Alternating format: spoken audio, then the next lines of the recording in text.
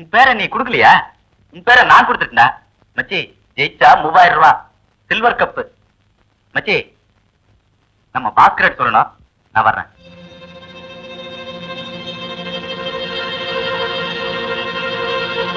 ராஜா,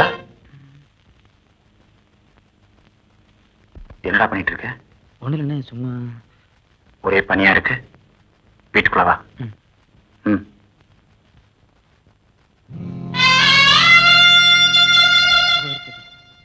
என் சாவ சொல்றதுக்கு உனக்கு பயம். சாக போறேன்னு எனக்கு தெரியும். நான் சொல்லிட்டா நீ செத்து போயிடுவோன்னு எனக்கு பயம். ஆக 2 பேரும் பயத்திலேயே சாகிறோம். சம்போ மகாதேவா.